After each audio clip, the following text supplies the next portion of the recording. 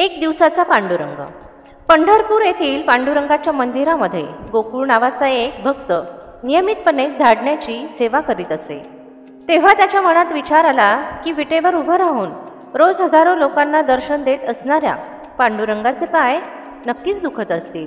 म्हणून त्याने एक दिवस पांडुरंगाला विचारले, तेव्हा तू आमच्यासाठी सारखा सारखा उभा असतोस, तेव्हा तुझे पाय दुखत असतील, तेव्हा तू आता विश्रांती घे, मी तुझ्या जागी उभे राहण्याची सेवा करेन.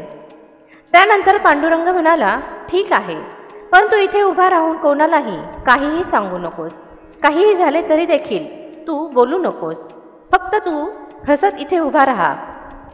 पांडुरंगाचे ते बोलणे गोकुळने मान्य केले आणि दुसऱ्या दिवशी सकाळी तो पांडुरंगाच्या जागी उभा राहिला. तेव्हा तिथे भक्तांचे येणे जाणे सुरू झाले. त्यावेळी एक श्रीमंत भक्त तिथे आला आणि म्हणाला, देवा, मी लाखो रुपयांची देणगी दिली आहे, माझ्या व्यवसायामध्ये भरभराट होऊ दे. त्यावर तो श्रीमंत भक्त तिथून निघून गेला. पण चुकून तो आपली पैशांनी भरलेले पाकीट तिथेच विसरला.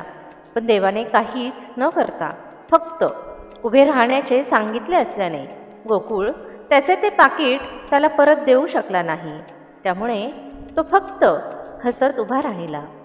पुढे तिथे एक गरीब भक्त आला. गरीब भक्त पांडुरंगाला म्हणाला, पांडुरंगा, हा 1 रुपया मी तुला अर्पण करतो, हीच माझी धनाची सेवा स्वीकार कर. तसेच मला नेहमी तुझ्या चरणांशी ठेव. माझ्याकडून तुझी भरपूर सेवा करून घे. देवा, माझी बायको व मुलं 2 दिवसांपासून उपाशी आहेत. घरात अन्नाचा एक कण देखील नाही. माझा सगळा भार मी तुझ्यावर सोडला आहे. जे काही होईल ते तुझ्या इच्छेप्रमाणेच होईल असा मला पूर्णपणे विश्वास आहे. असे म्हणून तो भक्त आपले डोळे उघडतो. तेव्हा त्याला तिथे पैशांनी भरलेले एक पाकीट दिसते. तेव्हा देवाचे आभार मानून तो गरीब व्यक्ती ते पाकीट घेऊन जातो आणि आपल्या उपाशी बायकोला, मुलांना आणि इतर गरीब लोकांना अन्न देतो. गोकुळ काहीच न बोलता फक्त हसत उभा असतो. पुढे तिथे एक नावाडी येतो. देवाला उद्देशून तो म्हणतो, हे पांडुरंगा, आज मला समुद्रातून खूप लांबचा प्रवास करायचा आहे. तेव्हा सर्व व्यवस्थित होण्यासाठी तू मला आशीर्वाद दे. असे म्हणून तो नावाडी तिथून जाऊ लागतो. तेवढ्यातच तिथे तो श्रीमंत भक्त पोलिसांना घेऊन येतो. तिथे पाकीट नसल्याचे बघून तो श्रीमंत भक्त पोलिसांमार्फत पाकीट चोरल्याच्या संशयावरून नावाड्याला अटक करतो. तेव्हा गोकुळला त्याचे फार वाईट वाटते, पण तो काहीही करू शकत नसल्याने फक्त उभा राहतो. तेव्हा नावाडी देवाकडे बघून म्हणतो, हे पांडुरंगा, हा तू काय खेळ मांडला आहेस? मी काहीच नाही केले तरी देखील मला ही शिक्षा का? हे ऐकून गोकुळचे हृदय गहिवरते. तो विचार करतो की स्वतः पांडुरंग जरी इथे असता तरी देखील त्याने काहीतरी केले असते. असे म्हणून न राहून तो पोलिसांना सांगतो की पाकीट नावाड्याने चोरले नसून गरीब भक्ताने चोरले आहे. त्यावर पोलीस नावाड्याला सोडून देतात.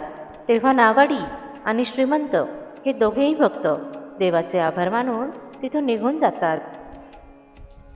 रात्री पांडुरंग मंदिरात येतो आणि गोकुळला विचारतो, कसा होता तुझा आजचा दिवस?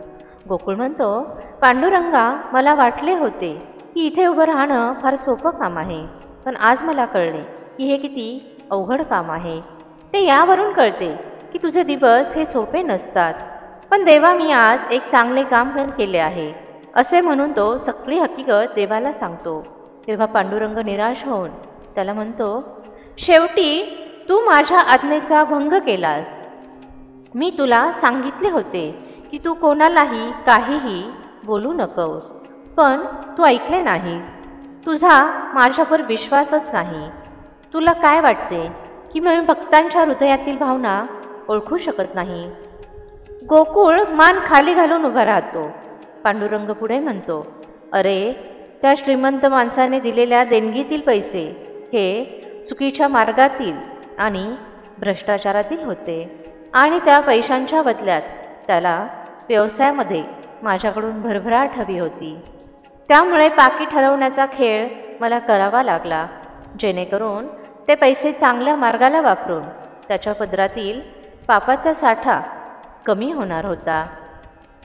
त्या गरीब भक्ताकडे फक्त शेवटचा 1 रुपया शिल्लक राहिला होता. तरी देखील श्रद्धेने आणि भक्तीने त्याने मला तो अर्पण केला. म्हणून पैशांचे पाकिट मी त्याला दिले, कारण तो सर्व पैसे फक्त गरीब लोकांसाठी वापरतो आणि त्याने तसेच केले आहे. त्या नावाड्याने काहीही चुकीचे केले नव्हते, पण तो समुद्रामध्ये लांबच्या प्रवासाला जाणार होता आणि तेथील वातावरण आज खूप खराब होते.